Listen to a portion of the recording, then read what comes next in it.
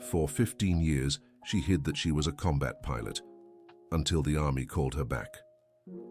Sarah Mitchell trembled as she saw the envelope with the military seal in the mailman's hands. Her 15 years of peaceful life as a high school math teacher in Portland seemed about to crumble that Saturday morning. She quickly hid the mail in the kitchen drawer, praying her teenage daughter Emily hadn't noticed anything. The official Army summons was there, calling her back to a reality she had buried long ago. "Mom, who was it?" Emily asked, appearing in the kitchen, still in her pajamas. "Just a bill, sweetie.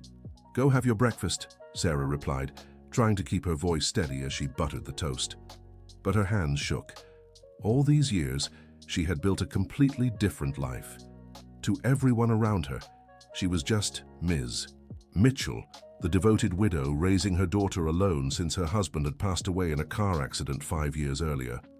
No one knew she had once been one of the best combat pilots in the United States Air Force, specializing in humanitarian rescue missions.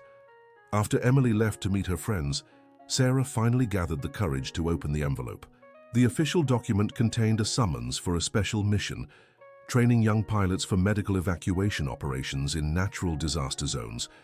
It was exactly the kind of work she had loved doing years ago, but it would mean revealing the secret she had kept for so long. It would mean confronting a past she had left behind after losing her best friend, Lieutenant Jennifer Taylor, in a training accident. The trauma had been so deep that she had vowed never to fly again. The phone rang, interrupting her thoughts. "Sarah Mitchell?" a man's voice asked. "Who's asking?" "Captain Michael Anderson from Coast Guard Air Station Astoria. Did you receive our correspondence?" Sarah's heart raced. "How did you get my address?" "I changed my name when I left the service." "We know, ma'am, but we need to speak with former Lieutenant Sarah Elizabeth Mitchell. It's a matter of national security." "I'm not in the military anymore. I'm a teacher, and an excellent one from what we've heard, but you're also the only living person who knows the specific flight protocols we need for this mission." Sarah sank heavily into the kitchen chair. "I can't. I have a daughter to take care of, a life here." "We understand your situation, ma'am, but we're talking about saving lives. The rainy season is coming, and reports suggest some inland regions may be completely cut off. We need someone who knows how to fly in extreme conditions." Dear listener, if you're enjoying the story, don't forget to like and especially subscribe to the channel. It helps us a lot as we're just starting out. Now, back to the story. After hanging up, Sarah walked to her bedroom and opened the closet, pulling out a small box tucked in the back. Inside were her military medals, old photographs and letters she had never been able to throw away. Among them was a picture of her and Jennifer, standing in front of a helicopter, both smiling with the pride of having saved an entire family from a flood in the Columbia River Valley. Jennifer always said they were more than pilots. They were guardian angels for the forgotten. But on the day of the accident, Sarah couldn't be her own best friend's guardian angel. "Mom?" Emily had come home early and was standing in the bedroom doorway. "What's that?" Sarah quickly closed the box, but it was too late. Emily had seen the medals. "Is this from your time in the Army? You never told me you were in the military." "It's not important, sweetie." "How is it not important?" Emily picked up one of the photos that had fallen to the floor. "Wow, Mom, you were piloting a helicopter. Why didn't you ever tell me?" "Because that time is over. Now I'm just your mother and a teacher." "Just?" Emily looked at her mother with an expression Sarah had never seen before. "Mom, that's amazing. Why did you hide it from me?" Sarah took a deep breath. Maybe it was time to tell at least part of the truth. "I served in the Air Force for 10 years. I did rescue missions in high-risk areas, but there was an accident. I lost someone very important to me. I couldn't fly after that." "The woman in the photo?" Emily pointed to Jennifer. "My best friend, Jennifer. She passed during a training exercise I should have supervised better." Emily hugged her mother. "I'm so sorry, Mum. But why did you hide this from me all these years?"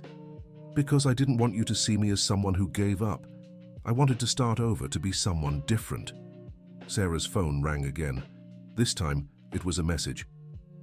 "Lieutenant, we know it's hard, but the mission starts in a week. Entire communities depend on your expertise. Think of the families that could be saved." Emily read the message over her mother's shoulder. They want you back? They want me to train other pilots. But I can't, Em. I just couldn't. Why not, Mom? If you can save people. Because I'm afraid. Afraid to fly, afraid to fail again, afraid of leaving you alone. Emily held her mother's hands. Mom, you taught me that math is about solving problems. And you always say every problem has a solution. We just have to find the right path. Sarah looked at her daughter, surprised by the maturity in her words. Besides, Emily continued, if you don't go, other people could be in danger, right? That night, Sarah couldn't sleep. She stared at the ceiling, remembering every mission she'd flown, every family she'd helped save. She also remembered Jennifer's face on their last day together, the promise they'd made to always protect each other. On Monday at school, Sarah tried to keep things normal, but she was clearly distracted. During her third grade math class, one of her students, Jason Brown, noticed. Ms. Mitchell, are you okay? You seem worried. I'm fine, Jason. Let's get back to the equations. But her mind was far from quadratic formulas. She was thinking about life's more complicated equations, how to balance the past with the present, duty with fear, personal responsibility with collective duty. During recess, the principal, Mrs. Wilson, called her aside. Sarah, you seem different today. Is something wrong? Mrs. Wilson, if you knew something about my past that could help a lot of people, but might also completely change my life here, what would you do? The principal, a 58-year-old woman who'd seen much of life, sat beside Sarah. Dear, I've learned that the secrets we keep to protect ourselves sometimes end up being the very things holding us back from who we're meant to be. What's this secret? Sarah hesitated, then decided to trust her. I was a military pilot. They want me back to train others for rescue missions. Mrs. Wilson's eyes widened. Sarah, that's incredible. Why didn't you ever tell us? Because I wanted to leave that past behind.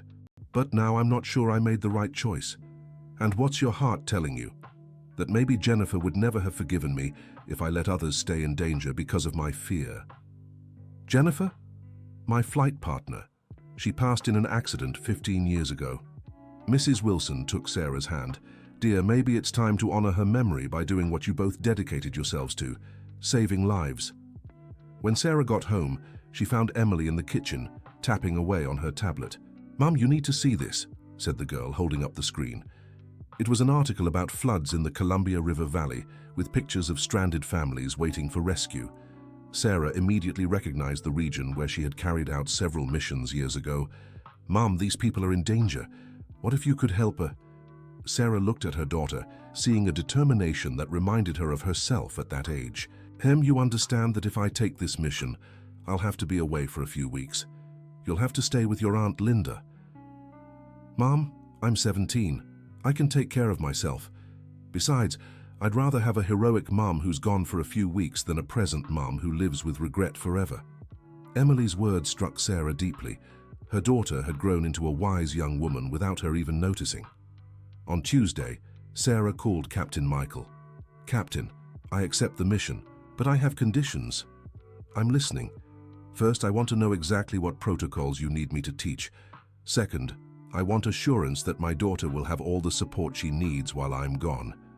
Third, I want to visit the location where I'll be working before officially committing. Everything will be arranged, Lieutenant Mitchell. Actually, there's something else you should know about this mission. What? One of the pilots we're training is Lieutenant Kimberly Taylor. She's the daughter of Lieutenant Jennifer Taylor. Sarah's world stopped for a moment. Jennifer's daughter? Yes, she followed in her mother's footsteps, and she specifically requested to join this mission when she found out you'd be the instructor. Tears welled in Sarah's eyes. How did she know about me? Lieutenant Mitchell, you're a legend in the Air Force. Everyone knows your stories. Jennifer always spoke of you to her family. That night, Sarah told Emily about Kimberly. Mom, don't you think this is a sign? The girl asked. A sign of what? That you're meant to do this, that Jennifer would be proud of you. On Wednesday, Sarah decided to do something she'd put off for years. She got in her car and drove to the cemetery where Jennifer was buried. A small plaque bore her full name, Lieutenant Jennifer Taylor Brooks, heroine of the skies. She knelt before the grave and began to speak, as if Jennifer could hear her. "Jennifer, I know you'd never forgive me for stopping flying. You always said our duty was to the people below, not to our fears. Your daughter grew up to be a pilot. She must have inherited your courage because I lost mine the day you left." The wind rustled the trees around her, and Sarah felt it was an answer. But now they need me. And maybe it's time to honor our promise.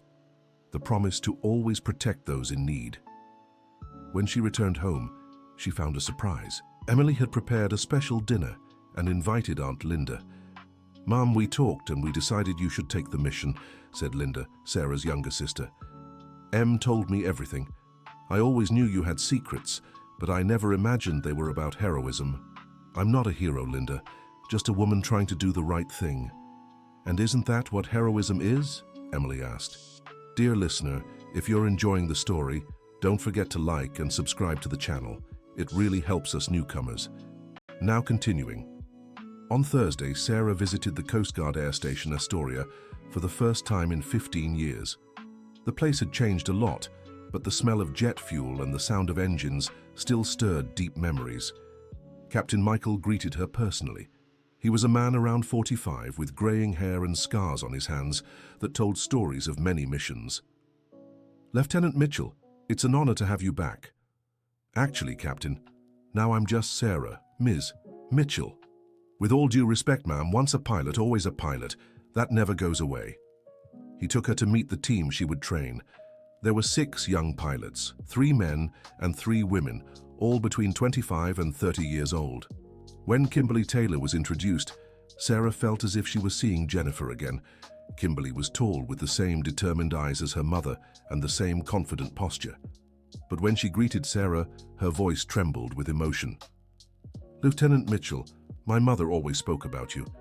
She said you were the best pilot she ever knew." "Your mother was the special one, Kimberly. She taught me everything I know about courage. She taught me too, and she always said that one day I'd fly by your side." Sarah felt a lump in her throat. "She said that?" "She said you'd come back when the world needed you most." Captain Michael stepped in. "Lieutenant, let's show you the situation. We have maps of the areas that could be affected by the rains." In the operations center, Sarah saw a giant map of the Columbia River Valley and adjacent regions. Several areas were marked in red. "These are the at-risk communities," the captain explained. "Some only have one access road, and when heavy rain hits, they're completely cut off.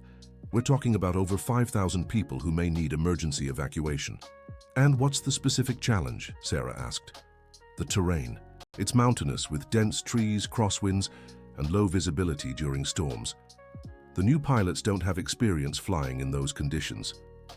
Sarah studied the map.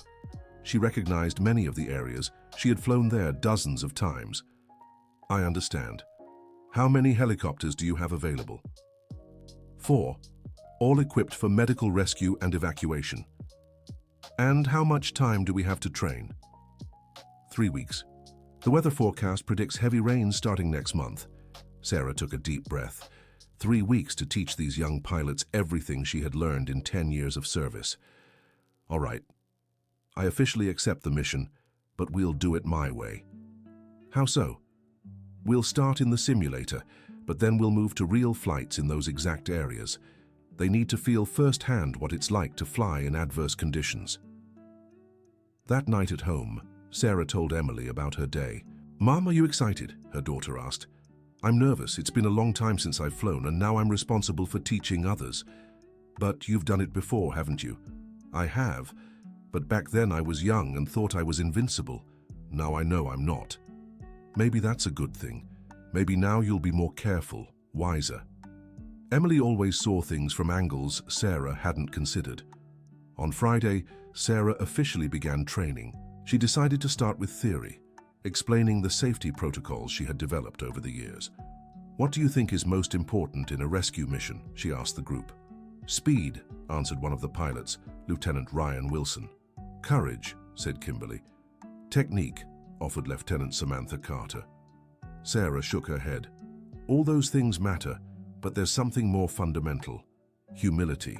The humility to recognize that nature is stronger than us, that every flight is a risk, and that our responsibility isn't just to those we're saving, but also to those who'll be left behind if we don't come home.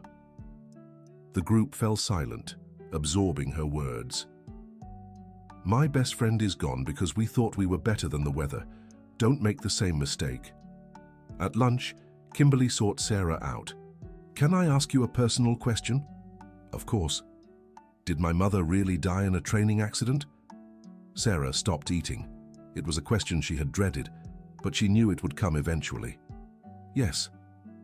We were training for night flights in storm conditions. I was the instructor in charge. I should have cancelled the exercise when the weather worsened, but I thought we could handle it. Your mother tried to warn me about a downdraft, but it was too late. Kimberly stayed silent for a long moment. Do you still blame yourself? Every day. My mother left letters for me. One of them was to be given to you if we ever met. Kimberly pulled a yellowed envelope from her pocket. She wrote this 2 days before the accident. With trembling hands, Sarah opened the letter. Dear Sarah, if Kimberly is reading this to you, it means something happened to me, and you found each other. First, I want you to know that whatever occurred, it wasn't your fault. We chose this profession knowing the risks. Second, I want you to look after my daughter as if she were your own. Teach her everything you taught me. And third, when the time comes, fly again. The world needs pilots like you.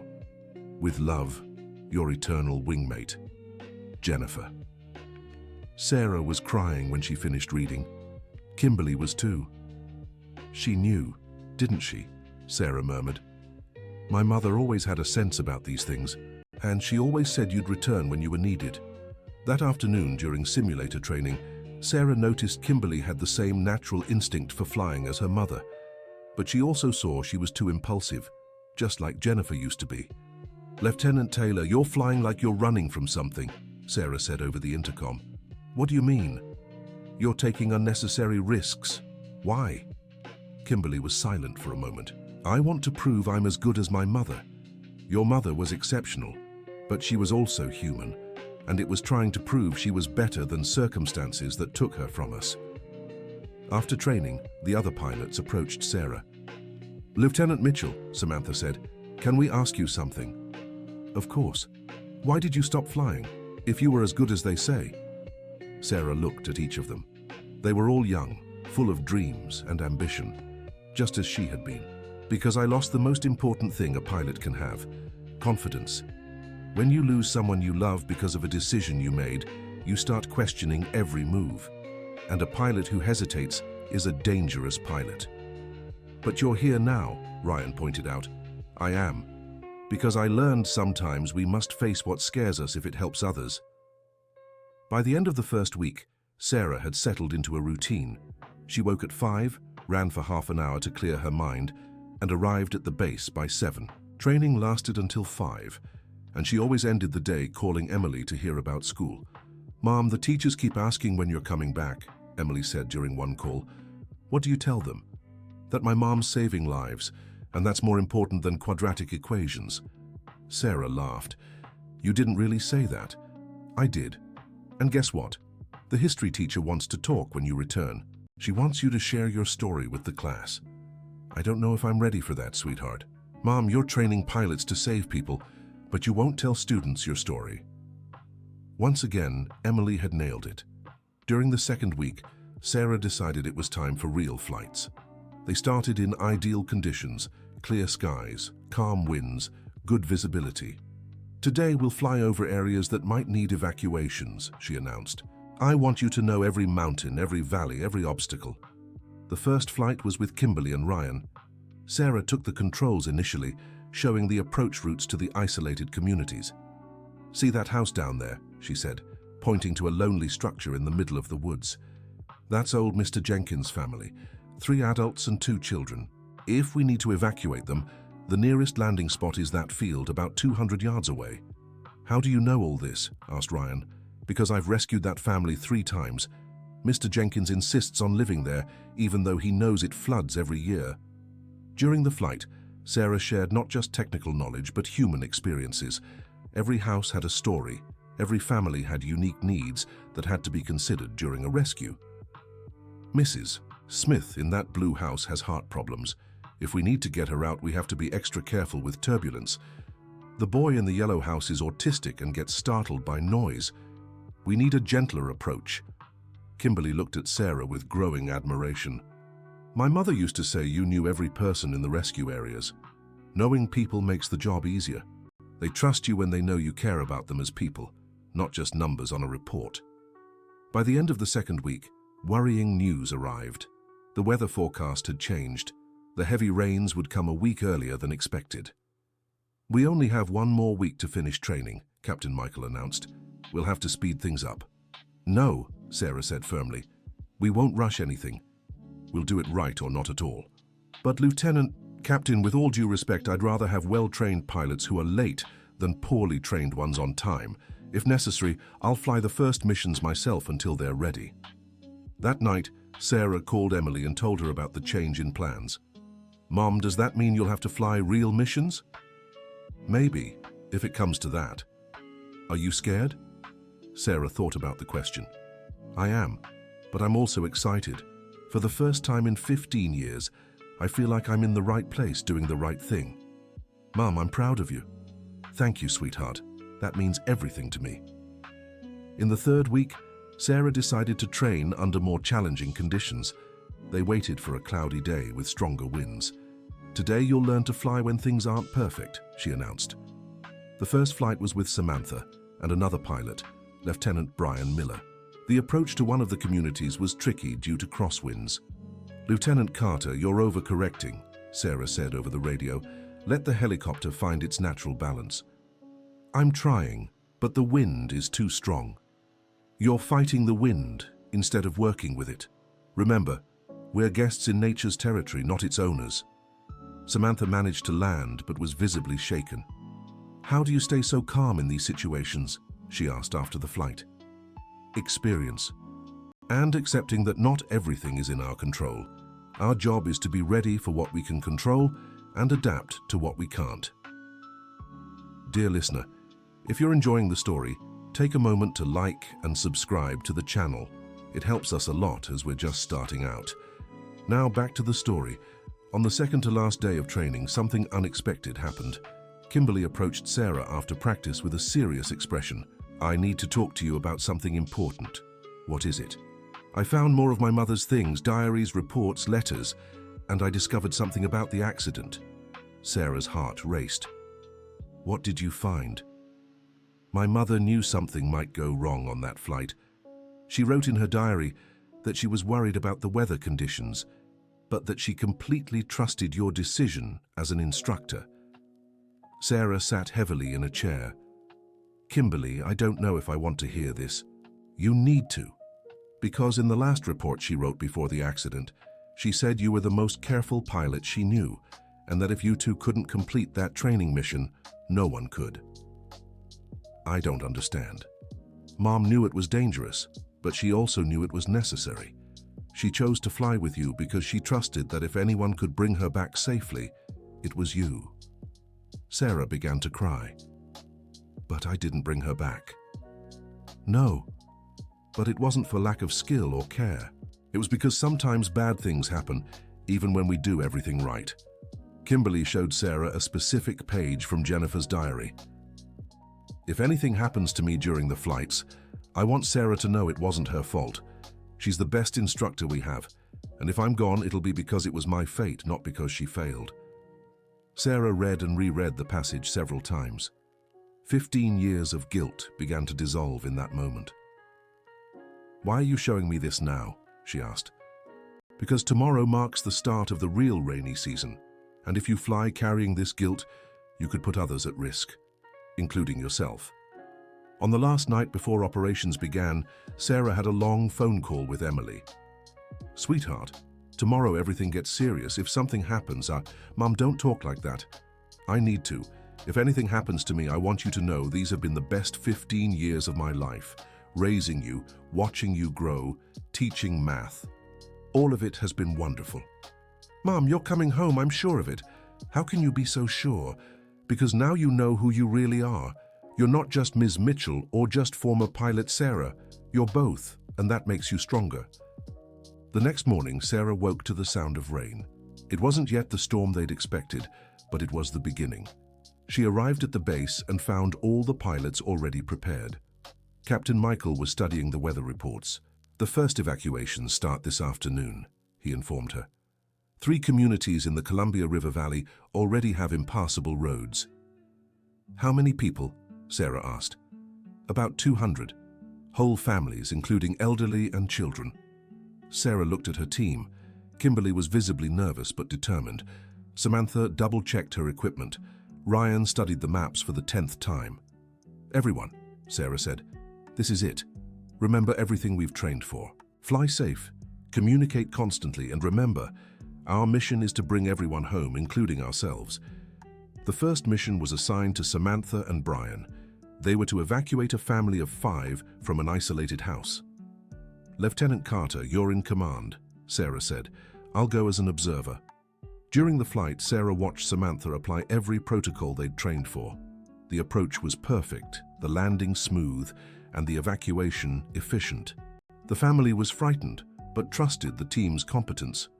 Excellent work, Sarah said when they returned to base. Thank you. It was easier than I expected. It was easy because you were prepared. That's what training does. The second mission was more complicated. An entire community of 50 people needed evacuation, and the landing zone was in an area of heavy turbulence. This one's yours, Kimberly, Sarah said. But I'm coming with you. During the flight, the weather worsened quickly. The winds picked up and visibility dropped. Lieutenant Taylor, conditions are deteriorating, Sarah said over the intercom. What's your assessment? It's still within safety parameters, replied Kimberly, but just barely. I agree, let's proceed, but if the weather worsens, we abort the mission. The approach was challenging. Kimberly had to make several corrections due to crosswinds, but managed to land safely. Well done, said Sarah. You flew just like your mother would have. As they boarded the people, a boy about 6 years old approached Sarah. Are you the guardian angel? He asked. Why do you ask that? My grandma said when the rain gets really bad, guardian angels come to get us. Sarah knelt to be at the child's eye level. We're not angels, we're just people who want to help other people. But you can fly, the boy insisted. That's true, but what makes us special isn't flying. It's caring for each other. On the return trip, Kimberly remarked, You're good with kids. I have a daughter. That helps. How does she handle you doing this work? With way more maturity than I expected. Actually, she was the one who encouraged me to take this mission. How old is she? 17, the same age you were when you decided to become a pilot. It's an age for big decisions, isn't it? Yes. And your daughter seems to have the wisdom that comes from watching her mother face challenges. By the end of the first day of operations, they had successfully evacuated 130 people. No one was hurt, and all missions were completed within safety protocols. Great job, team, said Captain Michael. Perfect day. It's only the first day, Sarah reminded him. Tomorrow will be harder. That night, she called Emily to talk about the day. Mom, you really flew. I did, and it was freeing. How so? For the first time in 15 years, I felt like I was doing exactly what I was born to do. And how was it working with your friend's daughter? It was like flying with Jennifer all over again. Kimberly has the same instincts, the same courage, but also the same impulsiveness that worries me. You'll look out for her, right, Mom? I will. I promised Jennifer I would. The second day brought heavier rain.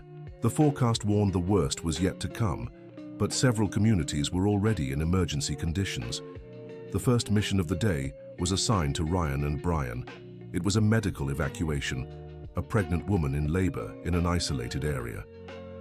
This is a high-priority mission, Sarah said. You have basic medical training, but if complications arise, we'll have to improvise. The flight was tense. The weather was at the edge of acceptable, but the medical urgency justified the risk. Base, this is Falcon 1, Ryan radioed. We've reached the location. The patient is in advanced labor. Falcon 1, assess whether it's safe to transport her or if you need to deliver on site. The local midwife says we have time to transport, but just barely. Roger. Transport with maximum care. During the return flight, the woman began having stronger contractions. Base. The situation is getting complicated, Ryan reported. Falcon 1, what's your ETA? 15 minutes. Expedite as much as possible without compromising safety. Sarah was in the control tower, listening over the radio. Her experience told her 15 minutes would be tight.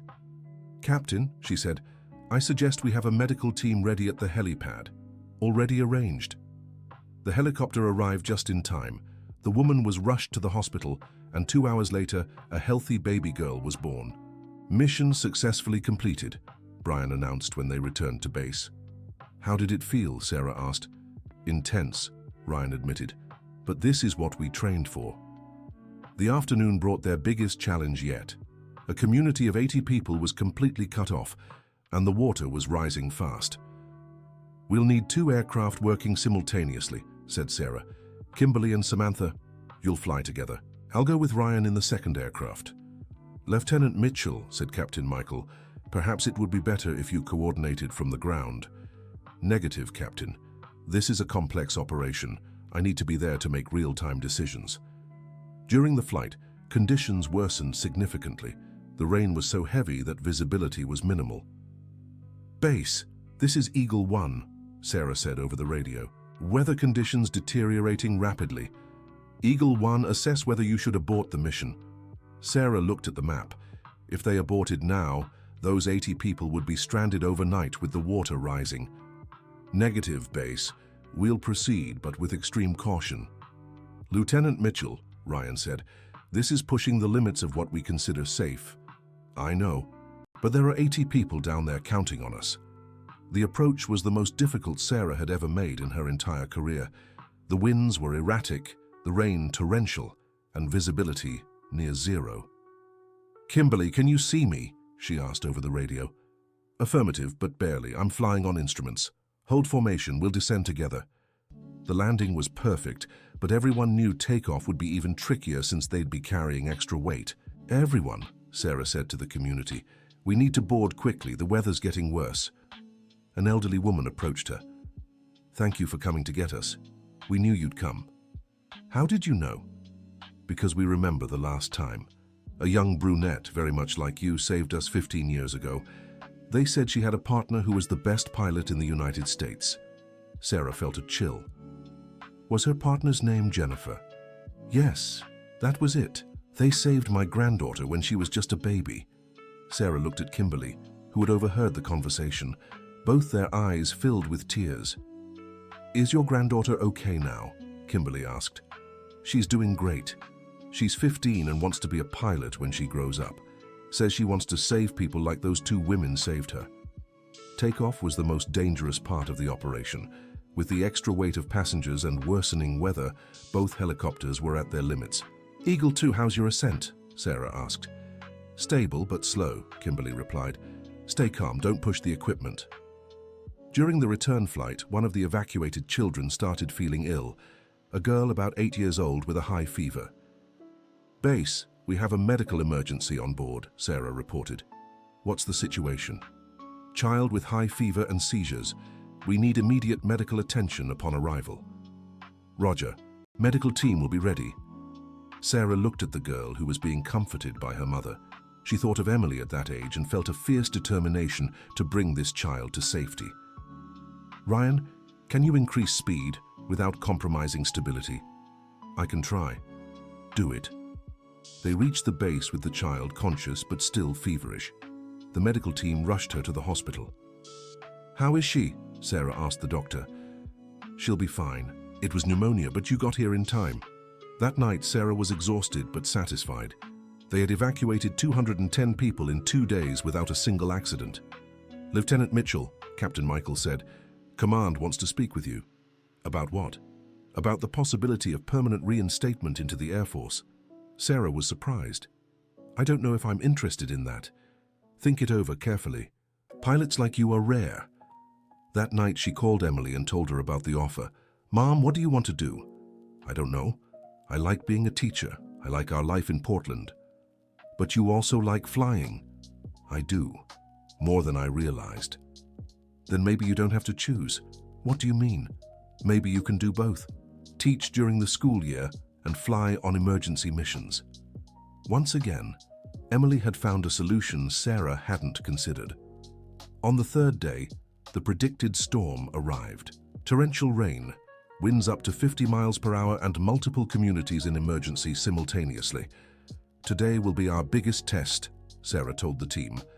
Conditions are at the limit of what we consider acceptable for flight. Some missions may have to be postponed. But during the morning, an emergency call came in that couldn't wait. A 3-year-old child had fallen into a well on an isolated farm. The weather was terrible, but it was a matter of life or death. This mission is for volunteers only, Sarah said. Conditions are extreme. All the pilots volunteered. Kimberly and I will go, Sarah decided. It's a technical rescue mission, not a mass evacuation. The flight was the most dangerous Sarah had ever taken in her entire career. The winds were so strong the helicopter shook violently. Kimberly, are you sure you want to continue? Sarah asked. I am. If it were my child down there, I'd want someone to come help. Your mother would be proud of you. I'm doing this for her, and for that child. The approach was nearly impossible. Sarah had to make 3 attempts before landing safely near the well. The technical rescue was complex. The child was 50 feet down, conscious but hypothermic. Kimberly, you're smaller and lighter. You'll have to go down. I'm ready. Kimberly rappelled down the well and reached the child. The boy was scared but unhurt. Got him, she said over the radio. Let's bring him up. The lift was slow and careful. When they finally brought the child to the surface, he was conscious and crying. It's okay, little one, Sarah said, wrapping him in blankets. You're safe now. On the flight back, Kimberly remarked, It was exactly how I imagined working with my mother would be. Why? Because I saw you decide to go despite the risk.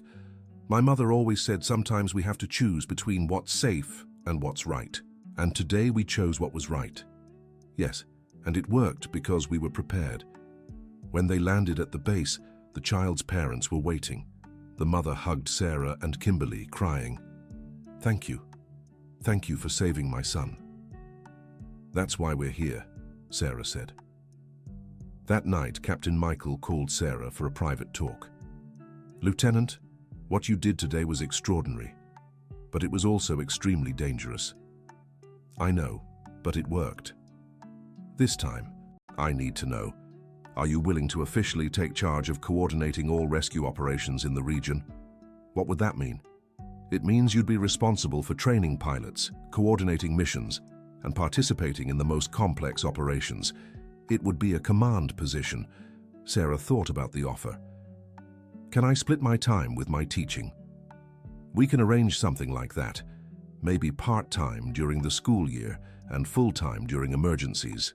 I need to talk to my daughter. Of course, but don't take too long. Command wants an answer by the end of the week. That night, Sarah had a long phone call with Emily. Sweetheart, they offered me a permanent position. I'd coordinate all rescue operations in the region. And you want to accept?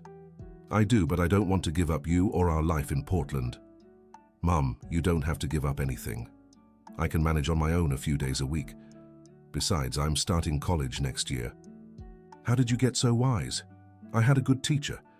On the 4th day, the last major emergency of the season arrived.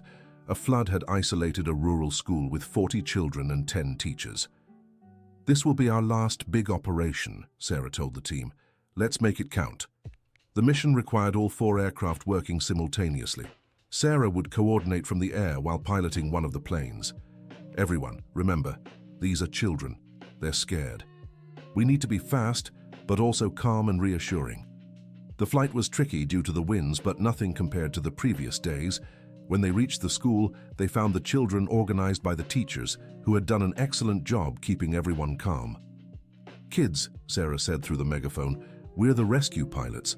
We're here to take you on a helicopter ride to a safe place. The children got excited at the idea of a ride. The evacuation was efficient and even fun. A girl about 10 years old approached Sarah during boarding. Miss, are you the bravest pilot in the world? I don't know about that, but I do know I care a lot about kids like you. When I grow up, I want to be a pilot just like you. Then study lots of math, Sarah said, smiling. Math is really important for pilots. Do you teach math? I do. I'm a teacher when I'm not flying. Wow, you do both things I want to do when I grow up. During the flight back, Sarah reflected on the girl's words. She really was doing the two things she loved, teaching and flying. When they finished evacuating the school, all 50 people had been rescued without a single incident. Mission accomplished, Captain Michael announced over the radio. Congratulations to the whole team. That night, there was a small celebration at the base.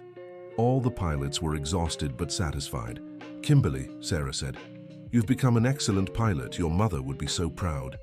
Thank you. And thank you for teaching me to fly the way she would have. Actually, you fly better than she did. You have her courage, but with more caution. I learned from the best. Samantha approached the two. Lieutenant Mitchell, can I ask you something? Of course. Are you going to accept the permanent position? I'm still deciding. Why? Because I'd like to keep working under your command. I've learned more this week than in 2 years of regular training. Ryan and Brian joined the conversation. We agree with Samantha, Ryan said. You have a way of teaching that makes us feel both safe and capable at the same time. Thank you. That means a lot to me. On her last day at the base, Sarah made her final decision. She called Captain Michael to talk. Captain, I accept the position, but with a few conditions. I'm listening. First, I want to keep teaching during the school year. Second, I want this team to stay together. They've become family. Third, I want an exchange program with schools where we can talk to kids about aviation and rescue. All conditions are acceptable. Welcome back to the Air Force, Lieutenant Mitchell. Actually, Captain, I prefer Commander Mitchell. Commander Mitchell, I like the sound of that. The next day, Sarah returned to Portland. Emily was waiting at the airport with a sign, "Welcome home, Hero Mom." Sweetheart, Sarah hugged Emily tightly. I missed you so much. Me too. How was it? It was incredible and transformative and scary and perfect. Did you decide about the position? I did, I accepted, but I'll still be your mom and teacher too. I knew you'd find a way to do it all. On the way home, Sarah told Emily all about the week's adventures. Mom, how many people did you save? Our team saved 410 people in 5 days. 410 lives. Mom, you really are a hero.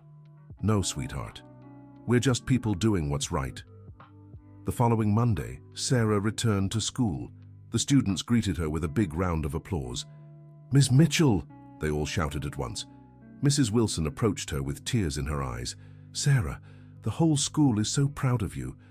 The students won't stop talking about it. Mrs. Wilson, can I make a suggestion? Of course. How about we create a program where I share my experiences as a pilot to teach applied math, showing how we use calculations in flights, navigation, rescues? Perfect idea. Let's implement it next week. During class, Jason Brown raised his hand. Ms. Mitchell, is it true you fly helicopters? It's true. And that you saved hundreds of people last week? Our team saved them. I was part of the team. Ms. Mitchell, said a student, Ashley, now I understand why you always say math can save lives. How so? Because you use math to calculate flight paths, helicopter weight, fuel consumption, all to save people. Sarah smiled. Exactly, Ashley. Math is a powerful tool when used to help others. That afternoon, Sarah received a call from Kimberly. Commander Mitchell, I have a proposal.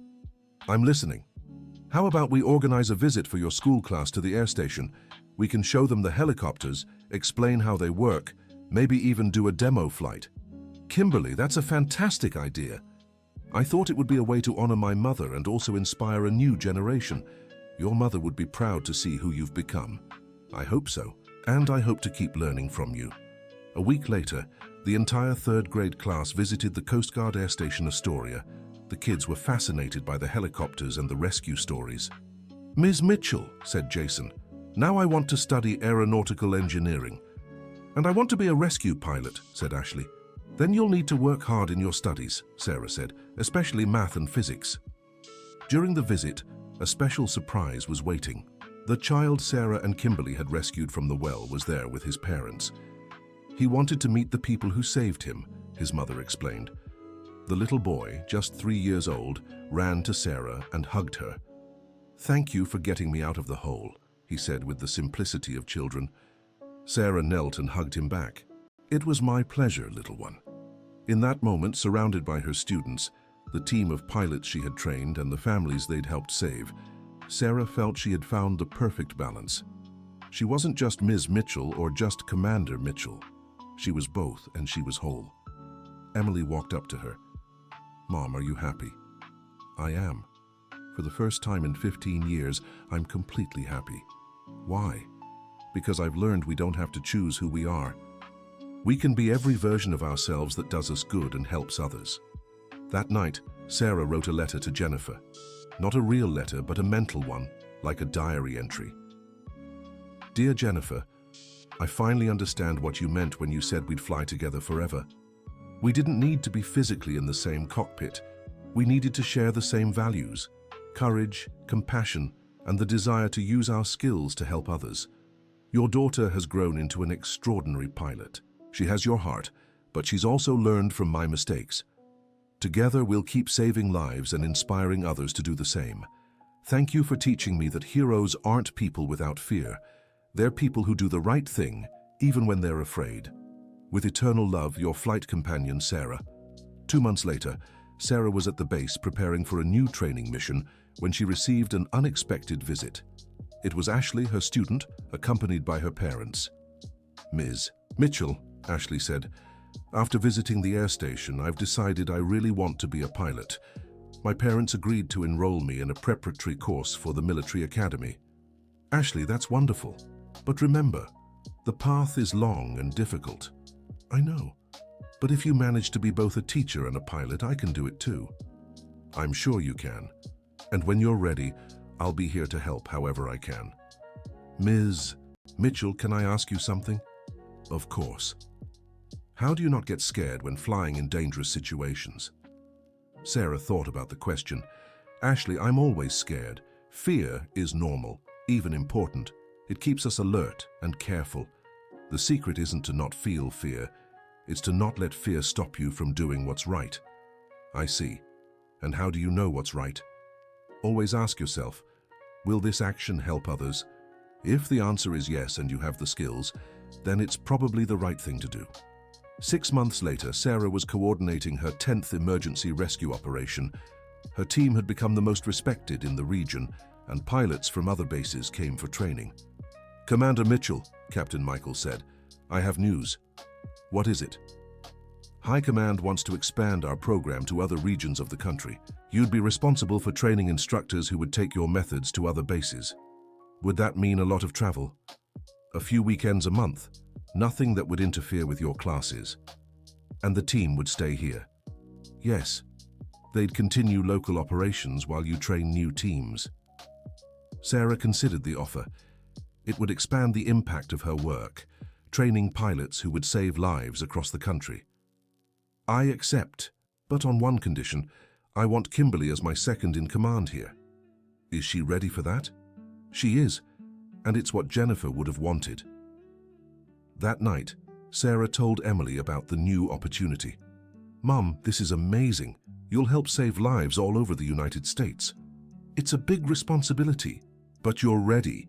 And besides, you've already proven you can handle multiple things at once. Thank you for always believing in me, sweetheart. Mom, can I tell you a secret?" "Of course. When you accepted that first mission, I was afraid you'd change, that you'd become a different person. And now?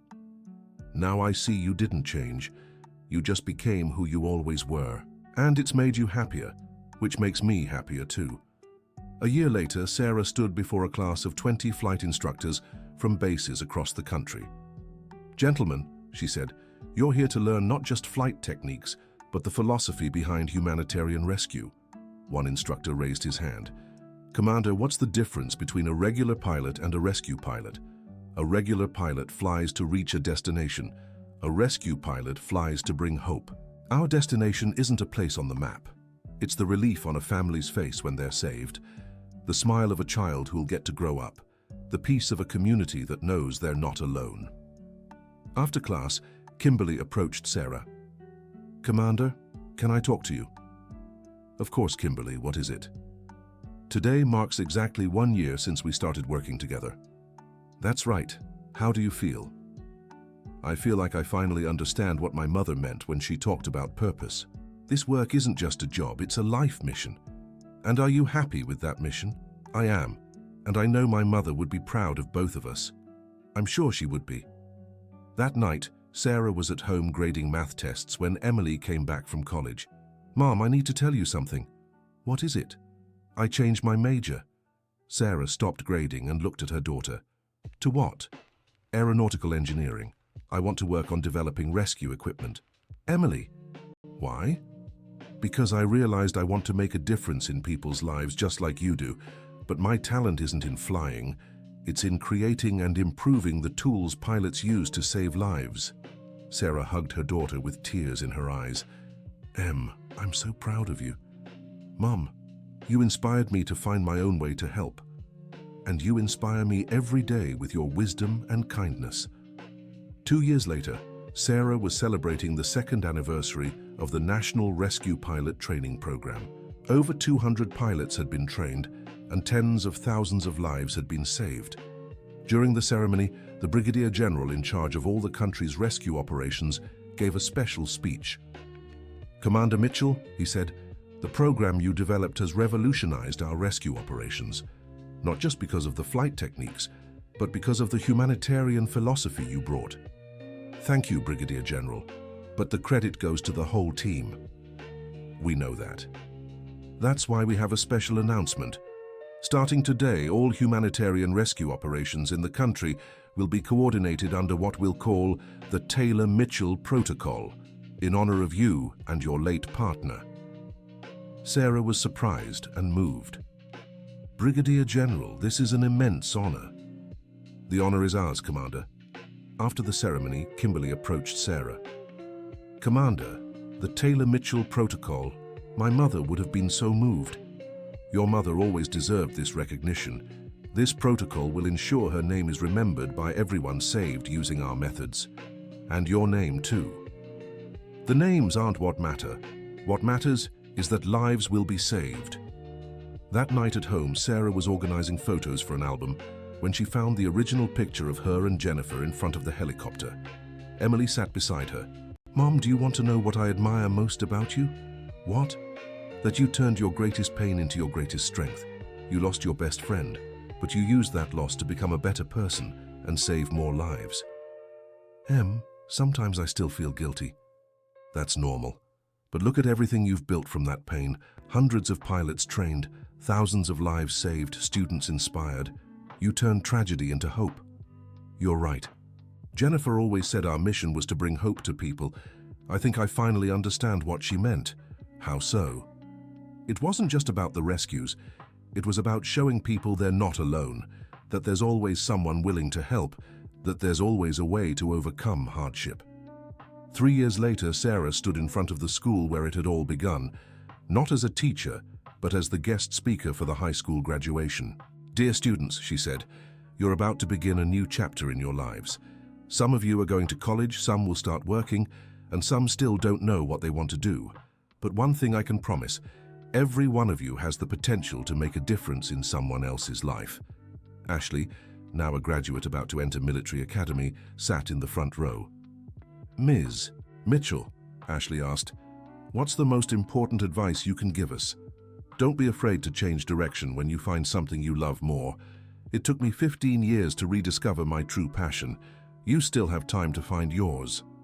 And when they discover it, have the courage to follow that passion, even if it's scary." After the ceremony, Jason Brown, who had become an aeronautical engineer just like Emily, approached Sarah. "Ms. Mitchell, I wanted to thank you." "For what?" "For showing us that we can be many things at once. I graduated as an engineer, but I also teach math to underprivileged children on weekends." "Jason, that's wonderful. I learned from you that using our talents to help others is what gives life meaning." 5 years later, Sarah was celebrating her 50th birthday. The party was held at the air station, attended by all the pilots she had trained, her former students, and all the special people in her life. Kimberly, now the station commander, gave an emotional speech. "Commander Mitchell," she said, "5 years ago you taught me how to fly, but more importantly, you taught me how to live with purpose. Today, our station is a national benchmark with the lowest accident rate in the country, and we've saved over 10,000 lives."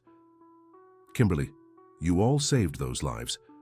I just helped with the training. You did more than train. You inspired us to be our best selves. Emily, now a graduate engineer working on rescue equipment development, stepped up to the microphone. "My mom always says she's not a hero, but I disagree. Not because she saves lives by flying, but because she saves dreams by teaching." How many of you here discovered your passion for aviation in my mom's math class? Several hands went up in the crowd. See, my mom is a hero because she plants seeds of possibility in people's minds. And some of those seeds grow into trees that protect and save other lives. Ashley, now a lieutenant and part of Kimberly's team, also spoke. "Ms. Mitchell, you changed my life when you showed me that math could save people. Today, I use calculations every day to plan rescue routes, calculate cargo weight, determine flight range. Every equation I solve could mean a life saved." At the end of the party, Sarah was alone in the hangar, looking at the helicopters. Emily joined her. "Mom, what are you thinking about?" "I'm thinking Jennifer was right. She always said we were more than pilots, we were seeds of hope. I didn't understand it then, but now I see." "What do you mean?" "Every person we trained, every student we inspired, every family we saved plants a seed. And those seeds grow and plant more seeds. That's how we change the world, one person at a time." "And are you happy with the seeds you've planted?" "I am. But more importantly, I'm excited to see what trees will grow from them." That night, Sarah wrote in her journal, "Today I turned 50, and it's been 5 years since I returned to flying. I've learned many things over these years. First, it's never too late to rediscover who we truly are. Second, we don't have to choose between our different passions. We can be teachers and pilots, mothers and professionals, ordinary people and everyday heroes. Third, our greatest pains can become our greatest strengths if we turn them into compassion for others. Fourth, true heroism isn't about being fearless, it's about doing the right thing even when afraid. And fifth, the best tribute we can pay to those we've lost is to live the lives they'd want us to live. Jennifer, wherever you are, I hope you're proud. Our mission continues now with your daughter and hundreds of other young people who carry your values. We fly together forever." End of story. So, dear listener, what did you think of Commander Sarah's story? Do you believe she made the right decisions? Tell us in the comments which part moved you the most, and if you have a similar story in your family. If you enjoyed the story, don't forget to leave your like and subscribe to the channel so you won't miss other exciting stories like this one.